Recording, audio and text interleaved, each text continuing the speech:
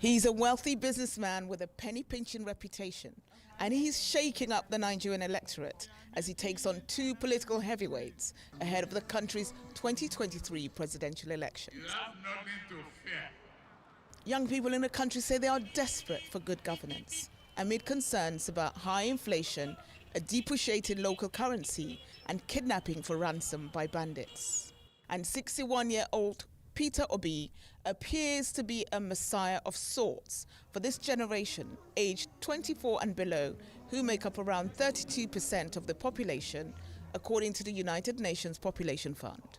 Wayumi Lube is 24 and is one of the organizers of a movement supporting Obi known as OBIDIENT. The Obedient movement is pretty simple. We're just a group of frustrated Nigerians who want good governance. It's as simple as that. And we're running for presidency. Each and every one of us in the Obedient movement is running for presidency through Peter Obi. Obi is a former governor of the mostly Christian southeast state of Anambra and is seen as a credible alternative to the two parties that have dominated politics since the end of military rule in 1999. Although his offshore accounts were among those found in the leaked Pandora Papers, which exposed the hidden riches of the global elite in 2021. Obi denies any wrongdoing. The obedience movement is powered by social media and similar to the NSAS protest, also nicknamed Sorosoke, or Speak Up Against Police Brutality, in October 2020. What are the similarities between the NSAS movement and the obedient movement? NSAS was just the catalyst that started all of this. And we took it, we harnessed that pain, that energy, and said, look, we're not going to just let this die. The Sorosoke movement is just a continuation. It's not even just about Peter Obi.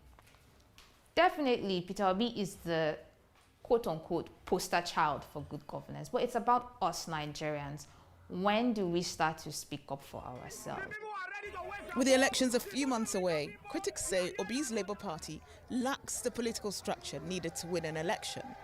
But in the meantime, the obedience movement continues to gather pace and gain momentum. Stephanie Busari, CNN, Lagos.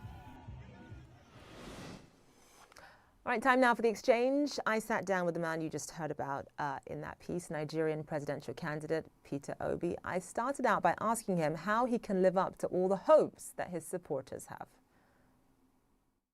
Mr. Obi, thank you so much for being with us. You are certainly the most popular presidential candidate in Nigeria right now among young people. There is just so much momentum behind you. But here's the problem. Nigerians are used to being disappointed by their leaders. And when you think about some of the problems that are facing the country right now, they're systemic. I'm talking about corruption. I'm talking about oil theft. I'm talking about insecurity. I'm talking about the fiscal hole that Nigeria is in right now. Can all of that really be solved by one person? Well, if you have a leader that is competent, have the capacity and commitment to start dealing with it, you're not going to solve it overnight. But there will be a clear, visible, measurable attempt to dealing with it. And they're things that are solvable. They're things that can be dealt with decisively. But you have to have a leader that, if you look at what he's been able to do in the past, you can say yes. If indeed you do become Nigeria's next president. Nigeria, as you know, is broke. It is barely able to service its debt. It spends so much more than it earns. What are your plans? Just from a concrete perspective, what are your plans to take Nigeria's economy off of life support? Well, a variety of things. One is that you have to deal decisively with the issue of security. It's impacting negatively on your economy today. You have to deal with it head on, because you have to get your farmers to go back to farm and start ensuring that the vast land of the north are invested, are cultivated on. You have to start pulling people out of poverty as quickly as possible. You have to reduce aggressively cost of governance and deal with the issue of corruption. Anyone who knows anything about Nigeria knows that it has this embarrassing reputation of, despite the fact that it is Africa's largest oil producer, it imports refined fuel. What is your plan for transforming Nigeria's economy from a consumption economy to a production economy? Let me use the issue of oil, for example. There's no reason why our refineries cannot work. There's no reason why we should not encourage private sector to build refineries and operate them. And they're not rocket science. It can be done as quickly as possible. You can use today the side to remove the fuel subsidy, use the resources to support critical areas of production, from critical infrastructure to education to supporting investment in refinery, which will be, like I said, done within a shortest possible time. A lot of Nigerian presidents have come in and talked about revitalizing the manufacturing sector, investing in refineries, but change, as you know, has been very, very slow. Why is it going to be different with you? And what would you say were the biggest hurdles in making sure that all of the things that you've just listed come to pass?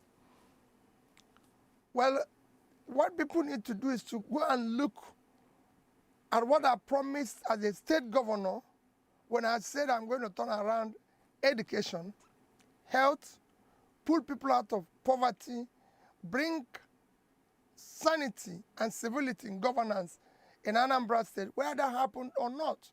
When I said we're going to save money, did we do that?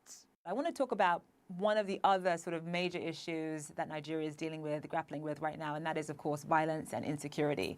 You can barely travel from one part of Nigeria to another without fearing for your life. And I'm talking about kidnapping, I'm talking about banditry, I'm talking about terrorism, I'm talking about Boko Haram. What is your plan for that? You know, I did say that initially that what we need to first head on is issue of security. Because unless you have security, the farmers can't go back, you can't attract investment, nobody will ever want to go to an insecure place. And you can deal with that. There's so many, you need to do a lot of work, reorganize your security architecture, ensure that there's multi-level policing. Issue of state police has to be decisively dealt with. There's so many things you need to do.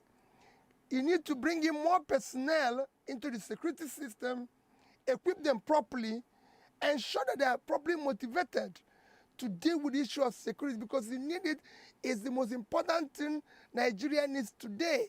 As you know, you and I are both Nigerian, we're both Igbos, we're both from southeastern Nigeria. Nigeria is a very hard country to hold together. You've got 200 million people, so many different tribes, so many different competing interests and ideas. And when you think about the fact that, you know, you're from the southeast, how easy is it going to be to rally Nigerians perhaps from the north behind you? That's got to be on your mind. That is what it was yesterday. And that's our problem. Because we have been able to elect people based on ethnicity, religion,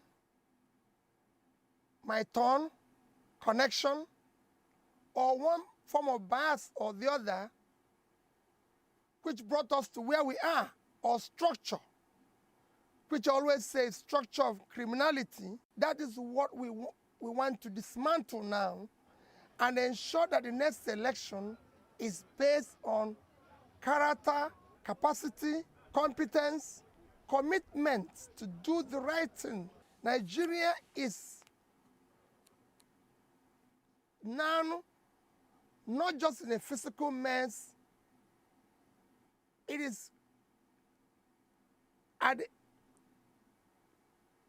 last stage to collapse. The people in the north don't have a secure place.